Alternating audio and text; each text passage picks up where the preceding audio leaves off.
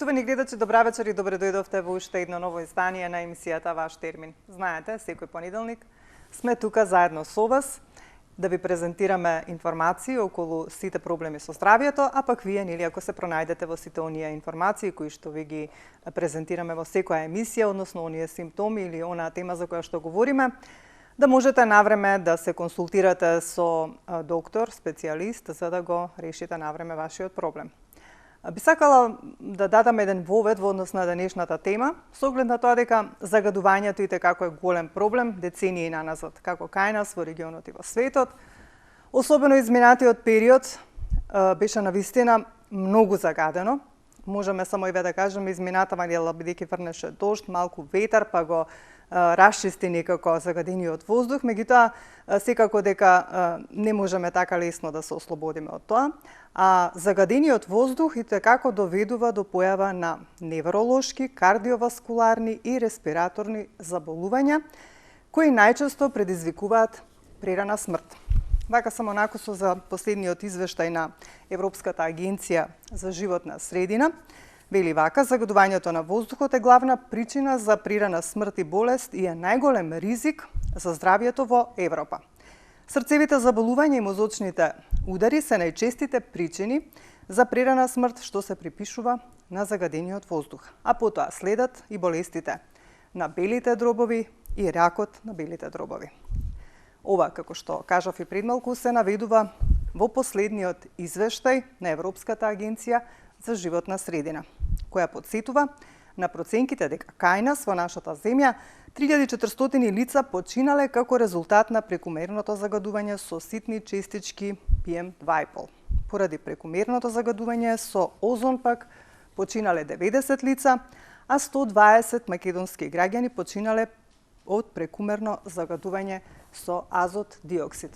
Во контекст на ова што го кажав, бидејќи на прво место е заболувањето кај срцето, односно кардиолошките заболувања. Денеска ќе говориме за ова, значи за најчестите кардиолошки заболувања, можеби ќе се фокусираме на едно од нив, а секако и ќе го поврзаме ова со загадениот воздух, колкава е улогата во појавата на најчестите кардиолошки заболувања. За таа цел со мене во студиото е веќе доктор Крумен Наумовски, кој што е специјалист интернист и ни доаѓа од приватната ординација Атик Кор, која што се наоѓа во центарот на градот. И воедно и наш покровител на 10-та јубилејна сезона на Ваш термин, на која сум му многу благодарна. Меѓутоа, подоцна малку ќе го поздравам доктор Круме. Сега би побарала од режија да ги пуштат покровителите на ова 10-то јубилејно издание на Ваш термин.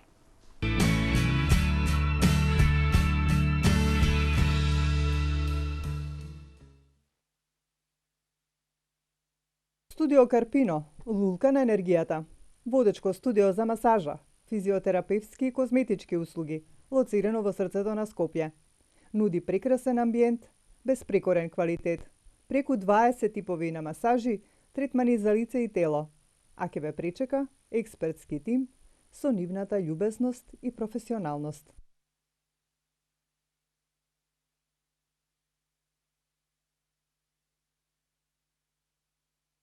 Превентива 99 е специјалистичка ординација по физикална медицина, која нуди многу третмани и прегледи за сите дегенеративни проблеми со рабетниот столб и екстремитетите. Ехо прегледи, шок-вејв терапија, декомпресиона терапија и многу други професионални третмани со доктор Симона Ристовска, специјалист по физикална медицина. Атик Кор, ординација доктор Наумовски, е првата приватна ординација со кардиологија и интерна медицина, основана од доктор Јосиф Наумовски. Нуди специјалистички прегледи, ехо прегледи на срце и внатрешни органи, ехо на штитна жлезда. Ординацијата се наоѓа во близината на грчката амбасада, а одговорен доктор е доктор Крумен Наумовски, специјалист интернист.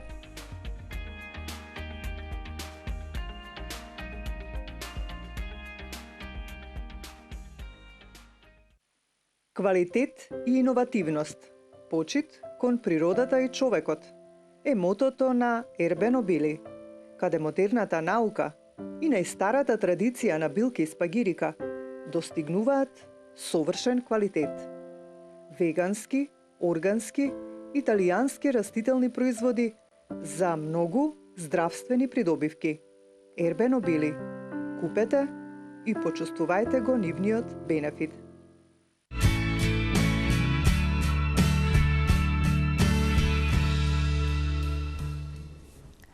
Да, ете така, почитувани гледачи, како што кажав и на почетокот, поводот за ова денешно гостување на доктор Круме е од причина што на последниот извештај, како што кажав, на Европската агенција за животна средина, од загадениот воздух најголем процент имаме кардиолошки заболувања. Затоа одлучивме денеска да говориме на оваа тема и да кажеме нешто повеќе околу таа. Да го поздравам доктор Круме. Ве поздравам и посакувам добри ден. Благодарам за поканата. Поздрав до гледачите. Се надевам ќе ми објасниме убаво за тоа како влие нели загадувањето и животниот стил врз кардиоваскуларните заболувања. Така, а вие сте во вашата ординација секојдневно се соочувате со пациенти кои што имаат вакви проблеми. Ајде на почеток да кажеме кои се најчестите кардиоваскуларни заболувања. Па најчестите кардиоваскуларни заболувања, како што веќе знае популацијата, се срцевиот миокарден инфаркт, потоа хипертензијата. Број 1 е тој така. Така, тие ни се најчести во секојдневната, да кажам, пракса. Потоа срцевите аритмии, сега причинителите кои што доведуваат до нив се нели многу, така да кажам, нај опасни се, да кажеме, хиперхолестеринемијата, или повисокото ниво на холестеролот и неговите фракции, да кажеме, лошиот холестерол, тие малите капки, киломикрони, триглицеридите и така натака.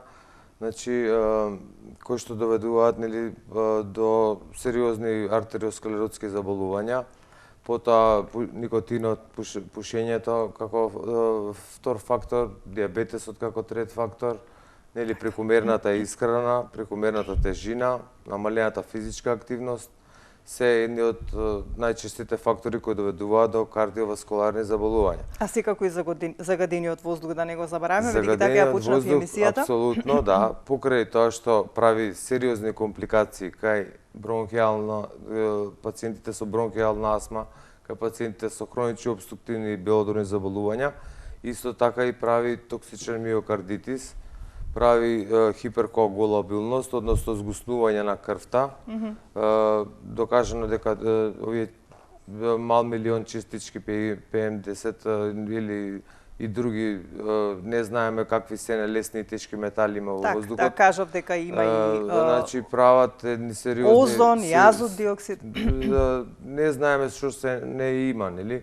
Од тоа што испитано се најдени нели многу непосакувани елементи во воздухот. Значи треба апел да упатам еден и кон оние професии кои што секојдневно работат со заварување, со гасови, секојдневно гледаме како се гради, градов се менува, многу често ќе забележам професионалци кои што не носат маска, значи поготово тие што работат во автомеханичарски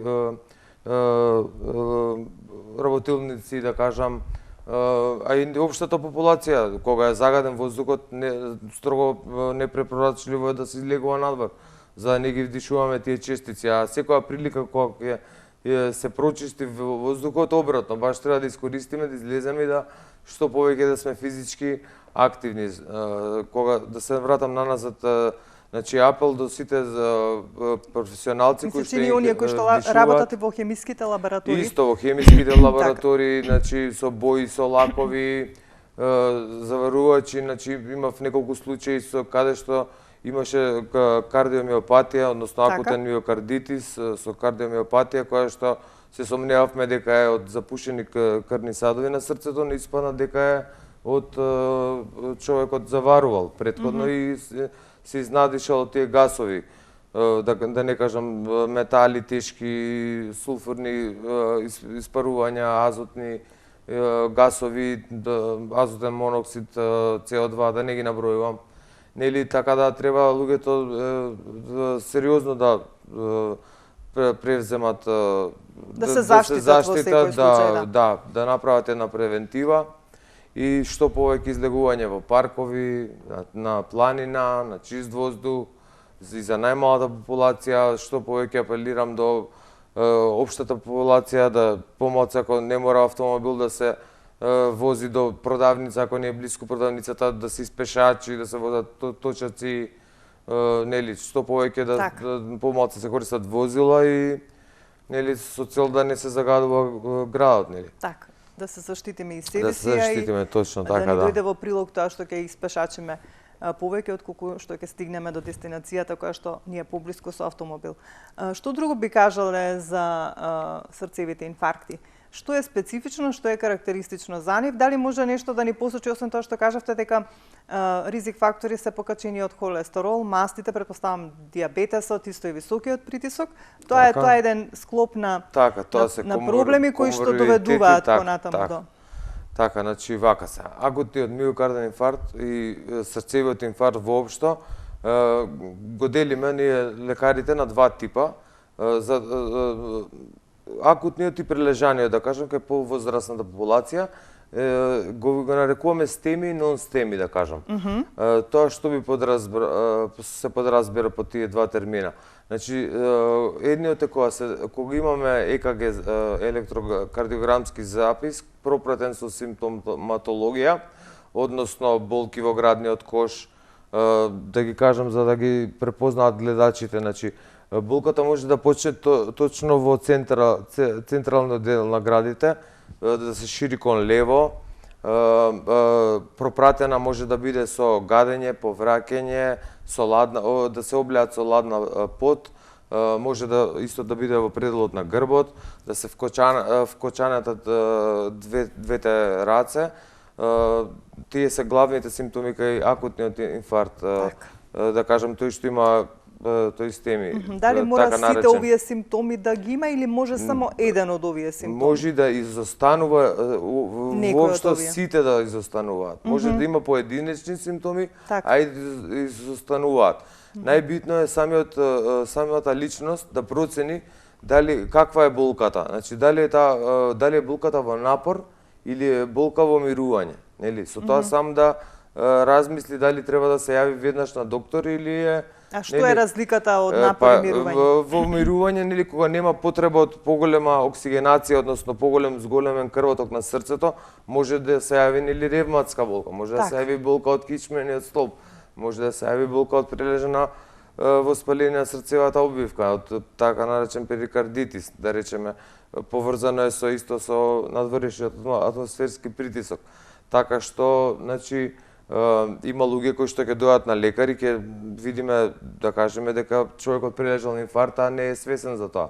Кај повозрастна популација и тоа е, да кажам, зафаќаат многу интересно, парадоксално, до 40% од сите инфаркти зафаќаат тие нон-стеми, односно инфаркти прилежани на нога, да речеме кај диабетичари, кај луѓе со покачен холестерол или повозрастни, каде личности каде што веќе се направила таа колатерална циркулација, да кажеме се запушила главна артерија, постепено се запушила главната артерија и се создале така наречени колатерални крвни патишта и човекот воопшто да не е свесен дека од нога прилежал, да кажам, срцето. А вие тоа на ехо го гледате?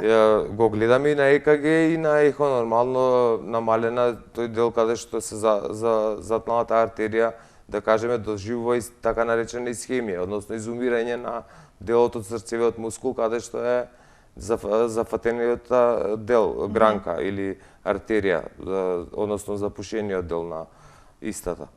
Сега имаме и така наречени минока нон-обструктивни инфаркти, односно без обструкција од спазми. Да кажеме, спазмите може да бидат премногу јак стрес, од користење на нелегални супстанции, допинзи, дроги, да не кажам, стимулативни дроги, кокаин, амфетамин, нели прават спазми кои што ги стегаат крвните садови и да направат можат срцев удар. Така да има најразлични типови и треба да се внимава да се спречи, како што сме кажали понатака, нели, да се дојде на една контрола, на една визуализација на превентивна, да кажеме, на самиот срцев мускул и на другите органи, за да знаеме, нели, во каква состојба, да се направи една крвна слика. Така. Значи да имаме една култура како и на западот што се практикува, да одиме на времено на лекар, да си ги знаеме своите слаби точки, нели, некој има наследна хипертриглицеридемија, хиперхолестеринемија, некој има гени за диабет, така да треба да води внимание, да се јадат почести помали оброци, да се зголеми физичката активност и нели да си има еден здрав стил на живот. Така.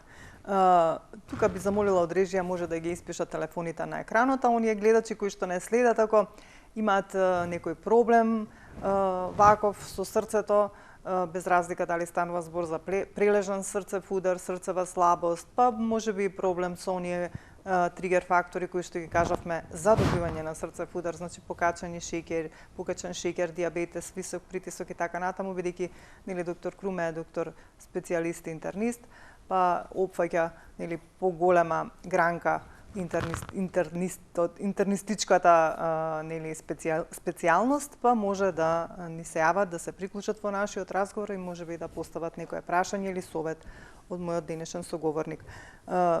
Кажавме симптомите, кажавме нели дека е многу важно да се дојде навреме на лекар. Дали оние кои што ќе прележат срцев инфаркт, да речеме дека дошле кај вас и вие тогаш сте виделе дека нанога, како што кажавте, го прележале срцевиот инфаркт, добиваат таблетарна терапија веднаш. Што потоа? Потоа се нормално ги поставуваме на редовна Доживотна пијат терапијата? Па видете, каде што еднаш веќе се случил, да кажеме таков нонстеми или атипичен инфаркт, нели сигурно има некои фактори кои што довеле до тој. Прво нели бараме причината. Треба да прво да се трне причината, па потоа пристапуваме кон лекување, нели. Ако е тоа прекумерно пушење, ако е тоа прекумерно конзумирање на алкохол, ако е тоа прекумерна телесна тежина, нели, да спречиме причината за да не дојде до повторување на истиот несакан, да кажам, инцидент, нели. Потоа се пристапува, се ординира нели соодветна терапија, дали се тоа бета-блокатори, дали се тоа аспирин во комбинација со бета-блокатори, антихипертензивни лекови, се зависи нели од факторот кој што довел до тоа нели личноста да прележи нели така наречен инфаркт кој што не го почувствувала или нонстеми кој што не дава ЕКГ запис во самиот момент. Така. Значи во секој случај еден пациент доаѓа, се дава таблетарна терапија, во случај нели да има претпоставам покачени масти, тогаш се пијат таблети за тој проблем, ако има притисок висок, нормално и говоревме и за диабетесот, тоа е се некако поврзано, кога ги имаат сите овие проблеми, тогаш се случуваат нели вакви несакани појави како што е срцевиот удар. Што би значило срцева слабост? Срцева слабост или кардиомиопатија, значи е, да кажам, една непознаница или зашто се појавува. Може да има повеќе причини, причинители кои што подоцна даваат нели срцева слабост, но вродената срцева слабост, да кажеме, може да биде генетски некој фактор, да кажеме, или некој, да кажеме, морфолошки, односно анатомски проблем. Сега да, хипертензијата, самиот притисок, нели, со текот на времето дава кардиомиопатија. Значи таа во почетокот се вика хипертрофична. Тоа значи дека самиот зид се задебелува. Доколку не се третира, доколку не се лекува хипертрофичната кардиомиопатија, нели, задебелување на срцевиот мускул, таа може да преде во дилатативна кардиомиопатија, односно до проширување на истиот тој мускул, доколку не се третира со медикаменти. Значи, тоа е стекнатиот тип на кардиомиопатија.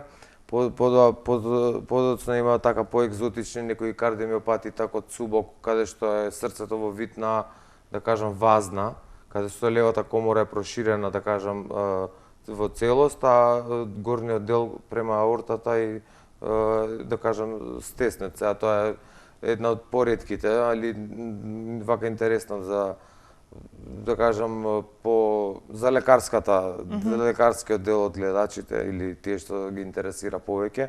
Така да кардиомиопатијата може да биде од најразлични причини. Најчеста е таа хипертрофична кардиомиопатија со која ние се среќаваме, која што е поради долго време нетретиран, регулиран висок крвен притисок. Значи, кога имате висок притисок, а можеби и не сте свесни за тоа, да, подолготрajно, тоа доведува до оштетување на... До задебелување на самиот зид. Добре. А калибарот на крвните садови кои што го ранат тој зид не може да прати Доволно, да прати тоа задебелување на самиот зид, така што доаѓа до една, да кажеме, диспропорција на крвниот сад и на дебелината на самиот мускул.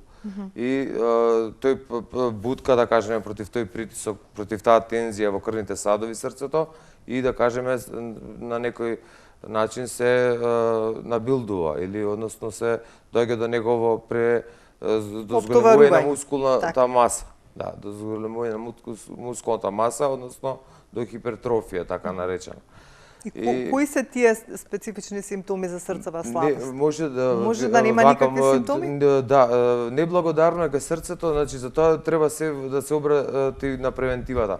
50% од луѓето не го ни чувствуваат притисокот. Нели треба да чувствуваат некој замор? Може да, значи 50% од луѓето тие што го чувствуваат притисокот, да кажеме што имаат главоболка, дури и нискиот, нели, доаѓаат навремено на лекар и многу полесно проаѓаат од оваа друга популација која што не ги чувствува симптомите од високиот холестерол, од хипертензијата.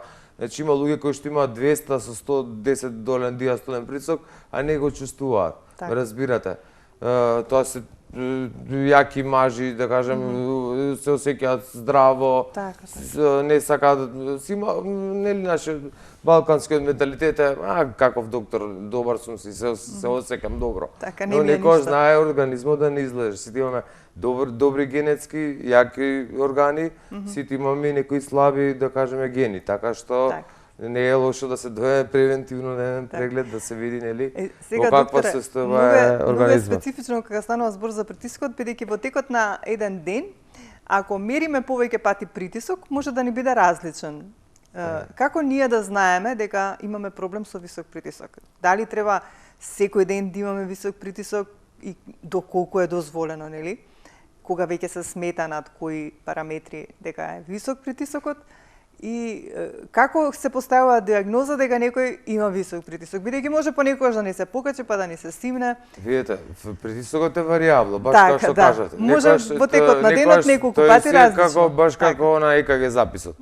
Значи, нормално е при секоја возбуда, да кажеме, кога излеземе на улица, некој да ни влезе, да речеме, во собреке, случајно нас не се дига адреналинот, автоматски се покачува притисокот. При секоја возбуда притисокот се качува.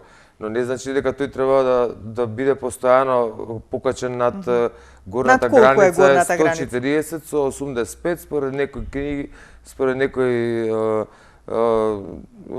часописи 90 диастолниот да биде. Значи 145 со 90 горна граница или 140 со 85. Ако оди над тоа, или во континуитет, во периоди, сезонските варијации се пролет и есен. Значи, на наследниот тип на притисок, значи таа есенцијална хипертензија, примарна или есенцијална која што нарекуваме, каде што изостанува органска причина за појава на притисокот. Значи, таа, викаме, примарна или есенцијална хипертензија, и има сезонски варијации, значи во есен и во пролет кога се менува атмосферскиот притисок, кај луѓето се качува притисокот над 140 со 90. Веќе тогаш треба се примени таблетарна терапија, која што Нели табу е дека ако треба да еднаш почнеш да ја пиеш, нашиот народ има изрека леле, Дека ако мора почнам да по тоа. пијам, мора до крај на живот да пијам, што Не мора да точно е може да има лесен, среден и тежок тип на хипертензија. Значи има група која што пие по потреба терапијата, да кажеме.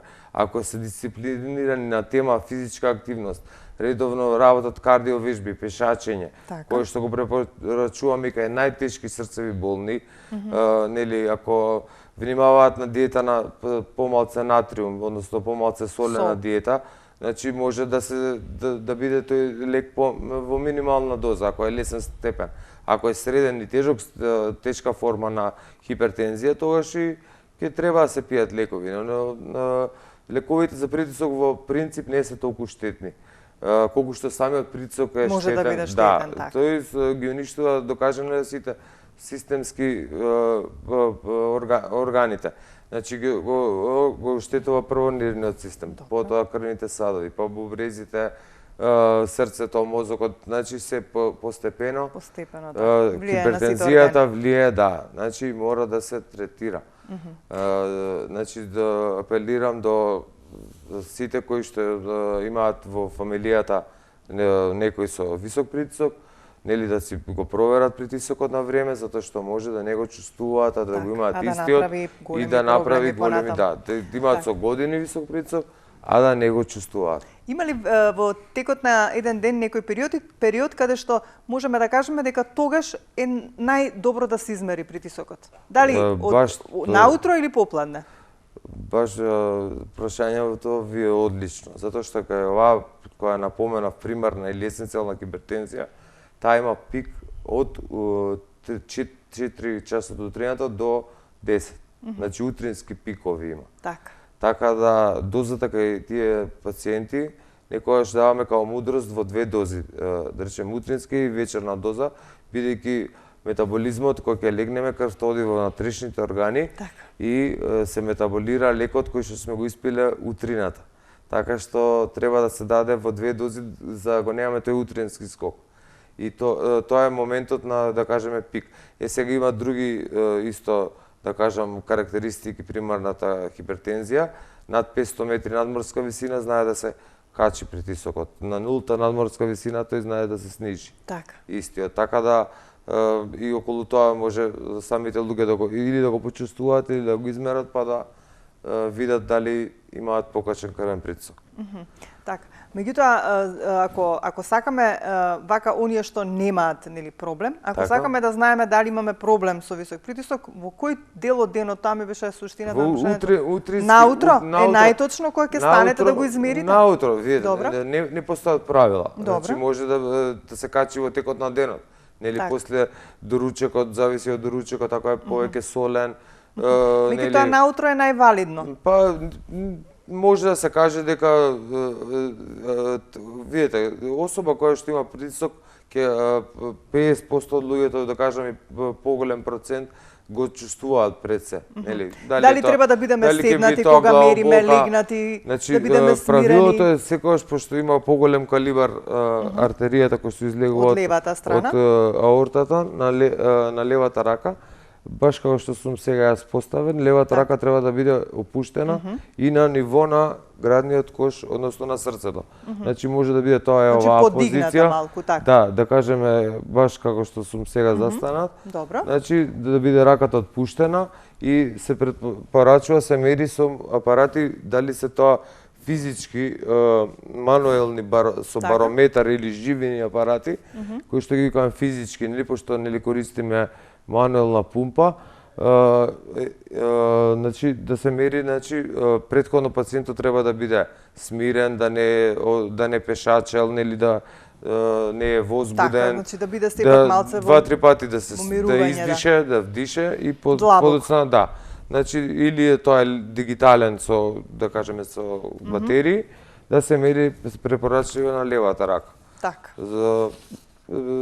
Заради калибарот на левата артерија која што излегува од аортата. Така, значи ако има некој кој што почесто ќе има над 140 со 90, параметри на притисокот, тогаш веќе мора да побара помош од специјалист интернист кој што нели ќе му даде соодветна терапија за да нели го регулира притисокот како што каже доктор Крумев, а таблетата нема толку да штети колку што ќе штети континуирано да ви биде покачен притисокот. Доктор Круме, би сакала да кажеме збордва и околу атеросклерозата, односно тоа е тоа што го говоревме за тие покачани холестероли, триглицериди и шеќери кои што прават нели запушување на артериите, пак доведуваат и до мозочни и до срцеви удари. Дали ако имаме подолг период покачани триглицериди и холестерол, имаме поголема шанса ако не ги третираме да добиеме срцев удар? И колку тоа треба да ги загрижува гледачите, бидејќи нели ние проверуваме крвна слика, може некогаш да кажеме да ги регулираме работите преку исхрана или ред други работи, меѓутоа не секогаш тоа доведува до добри резултати. Дали секогаш кога имаме проблеми со крвната слика во однос на триглицеридите, холестеролот и шеќерот, мора да пиеме таблети за да го тоа санираме, за да не доведе до запушување на крвните садови, односно појава на атеросклероза? Не мора да значи. Зависи. Зависност од тоа какви се вредностите. Така. Ако се вредностите гранични, нешто изнад границата, значи може да сме претерале во тој период, претходниот период, да речеме за време на празниците, се јади нели пообилна исхрана, и после постите нели за Божик, јадеме да кажеме пообилно, во периоди се јаде нели пообилна храна може да пред се кога проверуваме масти, треба да знаат пациентите кога проверуваат крвна слика за липиден статус, треба да поминат 15 до 16 часа гладување. Значи припрема треба. Не може вечерта ако јадел кисело млеко или путер, маргарин или сирење, сабајлето после 7 часа утрината да провери. Тоа ќе биде веродостојно за шеќерот, за нивото на утринскиот шеќер, но нема да биде веродостојно за липидниот статус. Значи треба припрема од лесен ручек до утрото да поминат 15 часа до 16, за да имаме точна представа, знаеме точно дали имаме проблем или не. Представа дали имаме покачен холестерол, покачен лош холестерол, покачени триглицериди и другите фракции, нели какви се добриот холестерол и така натаму. Така. Значи во секој случај ако имаат надгранични вредности, тогаш што се презема? Во зависност од тоа колку се, значи доколку се толерира кога веќе се преоѓа на терапија. Сега тоа тука е интересно затоа што јас кога студирав беше до 6,2 вкупниот холестерол. Во овие 15 години, вкупниот холестерол во овие 15 години се снижи од 6,2 на 5,2, ама тоа не е сега за дискусија.